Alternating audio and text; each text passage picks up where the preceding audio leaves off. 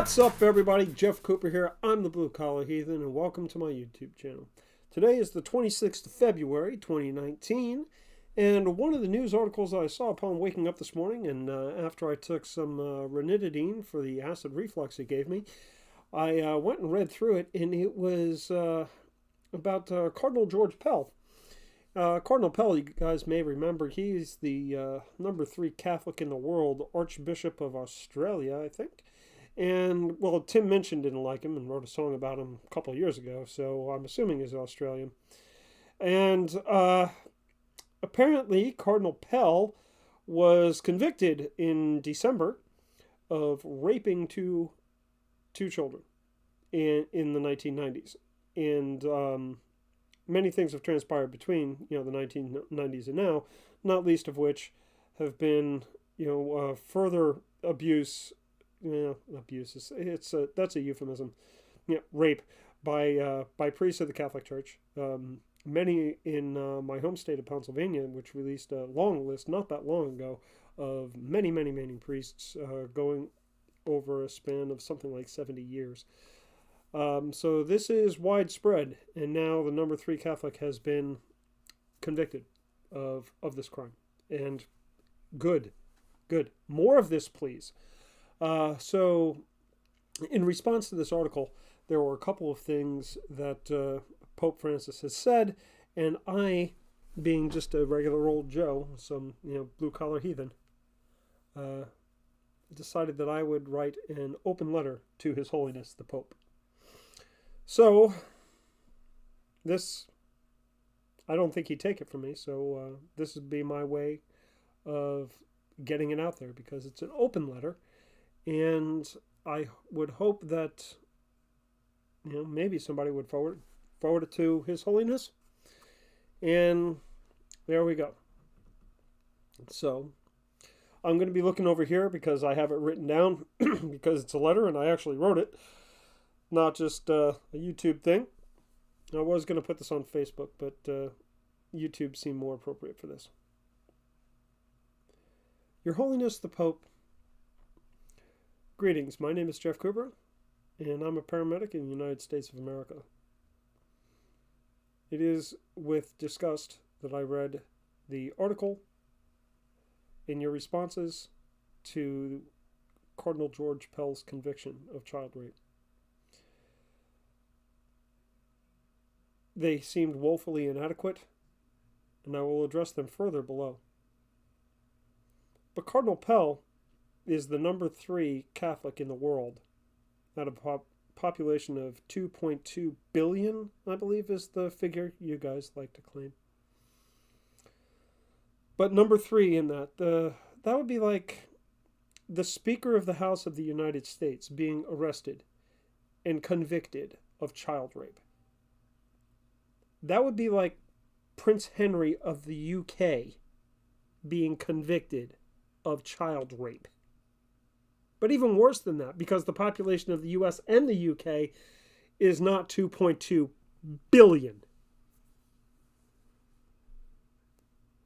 So out of that great massive population, the largest religion in the world, number 3 from the top, the 3rd Catholic in line to slide on the ring of St. Peter and wear those red shoes that you guys always wear, plop his ass in St. Peter's chair. Number 3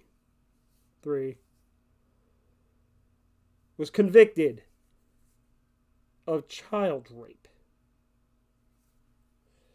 And what you said in response, Your Holiness, was, and I'm quoting, I am reminded of the cruel religious practice, once widespread in certain cultures, of sacrificing human beings, frequently children, in pagan rites. Well, for one thing, Pope Francis, you're being either intentionally deceitful or you're woefully unqualified to be in the position that you're in your own church. May I direct you, Your Holiness, You know what? Your holiness is cumbersome. Nobody believes me anyway. It's dripping with sarcasm. Anybody can see that, even you. I'm going to just call you Frank. Okay? I don't care if it's okay by you. That's what I'm calling you. You're Frank. So, Frank, I'm going to direct you to a book that I think you may be familiar with. It's called the Holy Bible. All right? And I want you to open to Genesis 22. You familiar with this, Frankie? You know it. You know it, you son of a bitch. You know it. You know this. You know what Genesis 22 is. Genesis 22 is, of course, the story of Abraham and how your God commanded him to sacrifice his own child. The very start of all the Abrahamic religions. Judaism, yours, the Islam, all center around Abraham's willingness to sacrifice a child for your God. Good job, sport. May I also direct you to the decimation of Egypt and the slaughter of children there. Remember the whole blood on the door thing? How about the Noachian flood, where the entirety of the globe, save for 8 people on a boat with a bunch of critters, were killed outright? Man, woman, child, beast, plant. What the plants do? Sodom, Gomorrah, kids live there too. You're not going to tell me that they were all wicked. They just didn't count at the biblical time. The Canaanites. The Midianites. The Midianites, oh, that's going to be a good one, ain't it? Because what happened there? The soldiers, in your God's name, slaughtered them all. All of them. Not just the fighting men, but the old, the infirm, the children, the boy children, the women. And they kept the young girls, or virgins, depending on the translation you read, kept them for themselves as trophies of war. And what do you suppose the fate of those little girls was? I'll even be generous and call them little girls, not virgins. What do you suppose their fate was as spoils of war? You think sexual slavery was out of the question? Frankie, come on. You know how this world works and how it worked then. You know what happened to him. So, Frank, your analogy of the pagan rites and that whole quote up there, useless. That's like saying, oh, but they did it first. Seriously? That type of response is beneath your station. I have no respect for you, but you should at least have respect for the position that you hold. You do it a disservice. And one more thing there, okay, Frank? Coffee, I work night shift. One more thing, Frank. Child rape, it isn't the same thing as child sacrifice. Let's be clear on this, because you, sir, need corrected there. Raping a child is infinitely more cruel. The victim lives on to wrestle with their demons because someone in a position of authority, someone they looked up to, someone they trusted, someone their family looks up to, someone their community looks up to, raped them. And why does their family and community look up to these people? Why? Because of the teachings of, proclamations of, dogma of your church, sir. It's because of your teachings. That's why these priests and other clergy members are held to in high regard, in high esteem. And they're raping kids. Before you said that quote, before you said that just mind-bogglingly bad quote, Frank, did you talk to any of the victims? Any of them? Any of the thousands of victims of the clergy of your church? Have you talked to a single one of them? Any of them? Did you ask them anything? Did you ask them when the nightmares stopped? Did you ask them when they could sleep without a weapon beside the bed? Did you ask them when the self-loathing stopped? Did you ask them when they started to feel whole again? Did you ask them how the rape that they endured when they were children has affected every relationship that they've been in? Did you ask them when they felt okay again?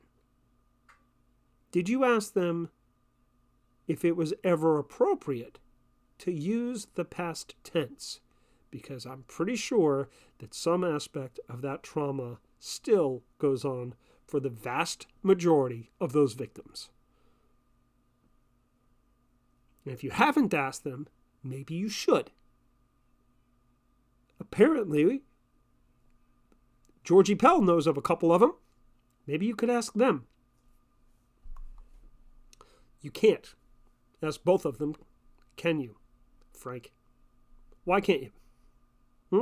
You know? I know. Because the one of them wound up turning to drugs later on in life, got himself hooked on heroin, and overdosed and died. And you, Frank, are responsible for that death. You and Georgie. Somebody that's a better debater than me could probably make a good case how you, Frankie, are responsible for every crime committed by every Catholic everywhere.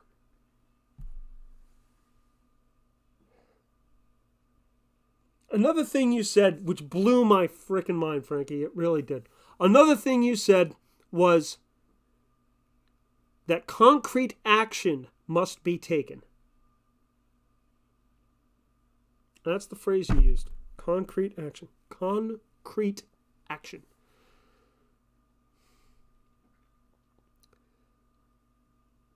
And I have to admit, on this, Your Holiness, I believe you. I believe you. I believe that in your tenure as the Vicar of Christ on earth, that the Holy See and the Roman Catholic Church will take concrete action against the rape of children. I couldn't have said it better myself. Because it'll be the same action that your church always takes. Laying there, inanimate, cold, hard, unmoving, and silent. This is the reaction the church has taken for every atrocity it has committed. Concrete action. Doing absolutely nothing. Human action is the only thing that will do, Frankie.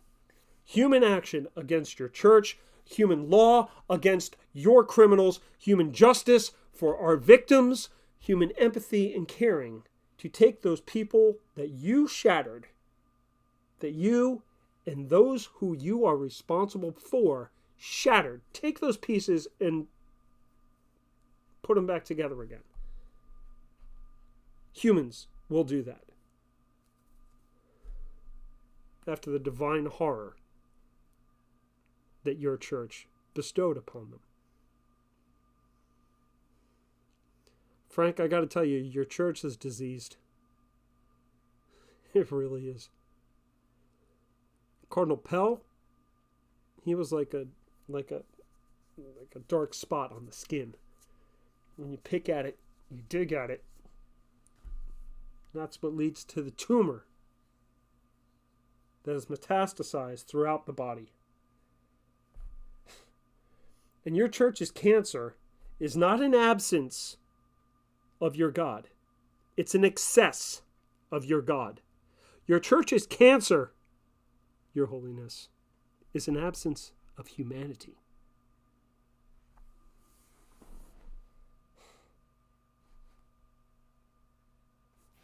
Take it.